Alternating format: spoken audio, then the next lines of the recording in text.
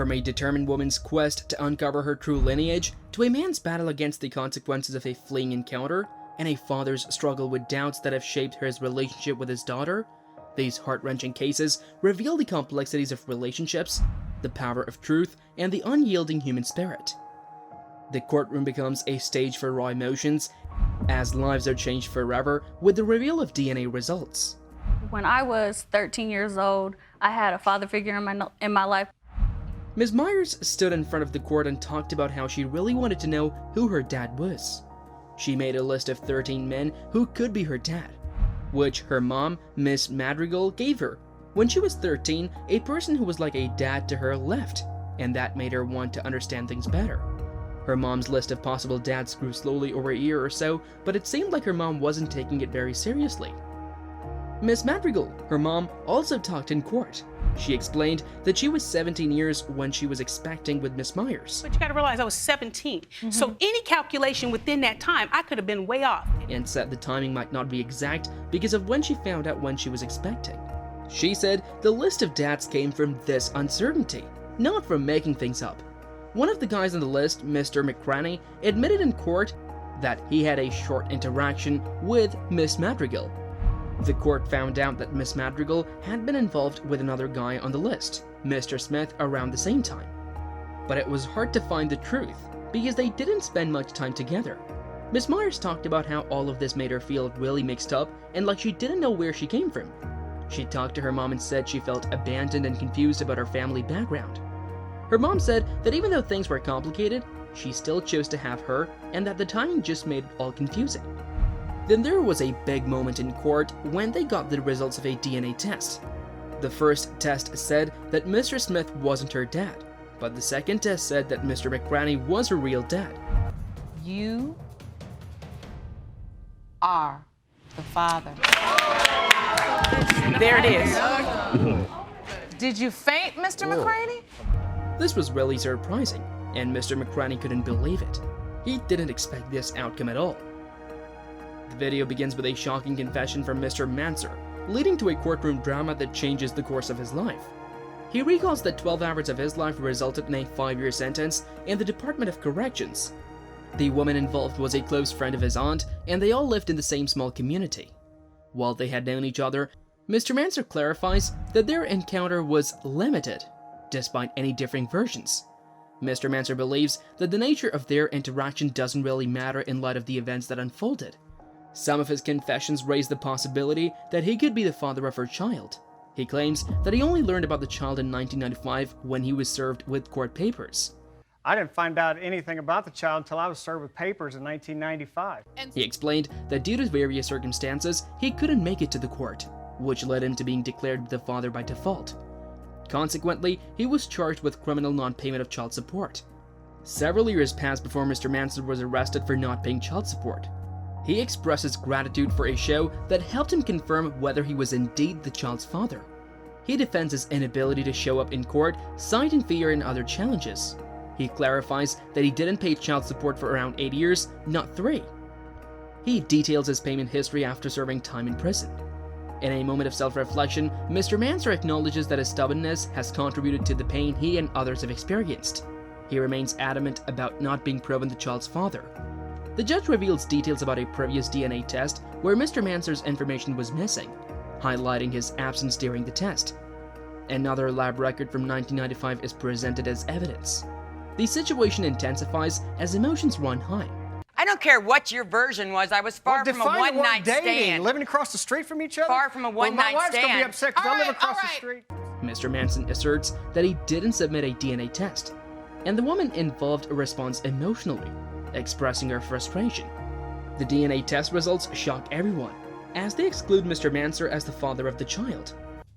You are not Oh, God. his father. Oh, man. 5 years in prison. Despite the relief of not being the child's father, tensions rise, as interactions between the parties involved remain tense and emotional. The video ends with unresolved emotions and the weight of Mr. Manser's past actions, including his time in prison. Mr. Jackson Jr. spoke in court about how the paternity case has really hurt his life. He said it has messed up his money, his mind, and his body. The stress from the case even made his heart so weak that he needed a pacemaker. He explained that he began paying money when he got his job, and that's when he found out he owed money for his child. By then, he already owed $13,000 because of late payments. He tried to catch up, but the fines kept getting bigger, and now he owes more than $25,000. Ms. Jackson said she thinks Mr. Jackson Jr. is her real dad.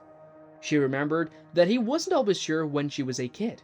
Sometimes he would say he might not be her dad.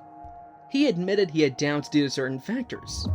Ms. Jackson even talked about her relationship with Mr. Jackson Jr., saying it was tough when she was growing up. She felt he treated her like a friend, not like a daughter. This made her see things he did in a different way. He said he wasn't very close to her because he was married to someone else when her mom was expecting. He said he denied being her dad because of this. Ms. Jackson disagreed and said he knew where they were because of family. In court, they talked more of things that showed how their relationship was difficult. Mr. Jackson Jr. said he's sorry and he's not a bad person.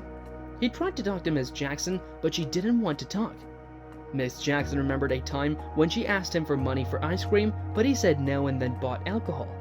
These memories made her really sad and made it health-wise, mental-wise, it's at the point where I can't get driver's license, I can't get passport. hard for her to trust guys.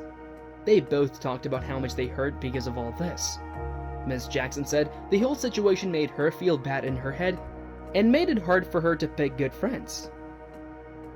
After they shared their feelings, they found out from a DNA test that Mr. Jackson Jr. is her real dad. Mr. Jackson Jr., you are her father.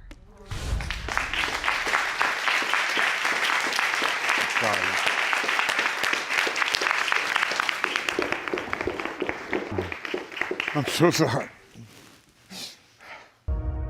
In the world of paternity court, emotions run high as Miss Hall and Mr. Richards' complicated story unfolds before the judge's eyes. Miss Hall's mother, Miss West, steps up to provide context, refuting Mr. Richards' claim that their son has nothing to be thirsty for. She argues that Mr. Richards' lack of support contradicts his accusations. According to Miss West, Mr. Richards' insinuations that Miss Hall pursued him are unfounded, as he also showed interest in her. However, the court soon learns that both parties have played a role in the dynamics of their relationship. Mr. Richard admits to his own thirst and confesses to manipulating the situation by reaching out to Miss Hall through Instagram. Miss Hall confirms that Mr. Richard's intentions were to rekindle their relationship after their previous breakup, acknowledging that they both contributed to the push and pull. A bombshell drops when Mr. Richard reveals that their previous breakup was triggered by his jealousy and distrust. He recounts an incident where he snooped through Miss Hall's phone and saw messages from other people. This revelation caused him to break up with her. Yet Miss Hall expresses that she kept her pregnancy a secret due to their tumultuous relationship. Miss Hall eventually informed Mr. Richard about her situation, leading to more conflict. Mr. Richard expressed doubts and questioned whether he was the father. Despite their tumultuous history, he also confessed some other facts around the same time. In a dramatic turn of events, Mr. Richard's doubts are shattered as the DNA test results are revealed. The court confirms that Mr. Richard is indeed the father of Miss Hall's child.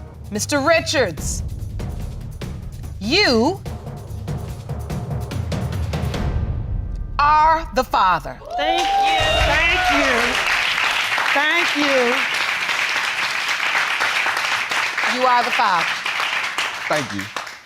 Dispelling the uncertainty that had surrounded their situation. Amidst the courtroom drama and tension, the truth prevails, offering closure and answers to a story filled with doubts and complications. Do share your views in the comment section below and subscribe to our channel for more such videos.